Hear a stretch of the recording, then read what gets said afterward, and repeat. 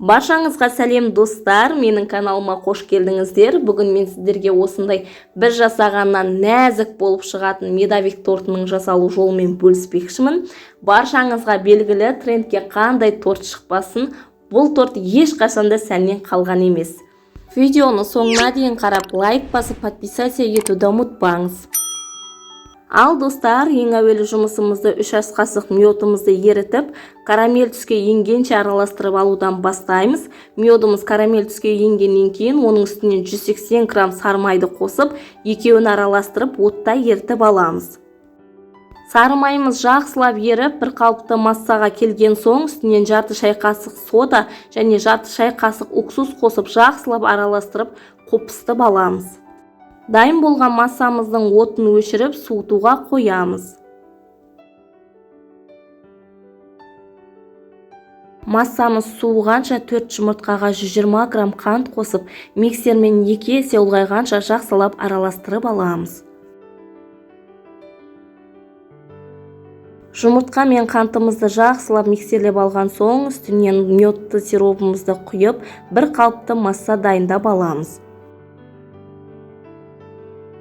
Міне осындай бір қалыпты масса дайын болады. Дайын болған массамыздың үстінен аз-аздан ұн қоса отырып жақсылап миксерлейміз. Ұнымыз шамамен 250 граммдай болу керек. Тестамыз пирог сияқты осындай бір қалыпты қою масса болып шығады. Дайын болған тестамызды бірдей етіп пергаментный бумагаға құйып аламыз. Менде негізі 5 корж шықты, мұнда тек 4 қана коржды көрсеттім. Корждарымыздың биіктігі бірдей болу үшін пергаментный бумагаға тестамызды бір тегіс етіп жайып аламыз. Мен әдейі формадан шығара отырып жайдым. Себебі алдын ала форма беріп қойғаннан кейін торт дайын болған кезде бетіне себетін ұнтақ артылмайды. Корждарымыздың пісіп не піспегендігін осылай ағаш тығу арқылы білеміз. Ағашымыз құрғақ шықса, демек корж пісті деген сөз. Корждарымыздың шет-шетін кесіп алып форма берген соң крем жасауға кірісеміз. Крем дайындау үшін 800 мл сүтімізге 250 грамм қант қосып отта ерігенше араластырамыз. Қантымыз ерігенше бір жұмыртқаға 200 мг сүт қосып, жақсылап араластырып, үстінен аз-аздан 5 қасықтай ұн қосып миксерлеп аламыз.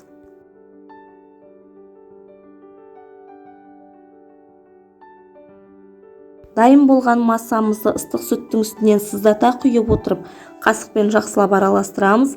Дәл осы сәтте газдың астын баяулатамыз, себебі креміміздің асты жабысып қалмауы қажет. Креміміз осындай бір қалыпты қою болғанша шамамен 10-15 минуттай үздіксіз араластыра отырып, баяу отта пісіріп аламыз. Креміміз дайын болған соң шамамен жарты сағаттай суытып алып, корждарымызды жинауға кірісеміз. Корждарымыз жинаған кезде жылжып кетпес үшін астына міндетті түрде крем жағып барып, бір шетінен корждарымызды жинаймыз.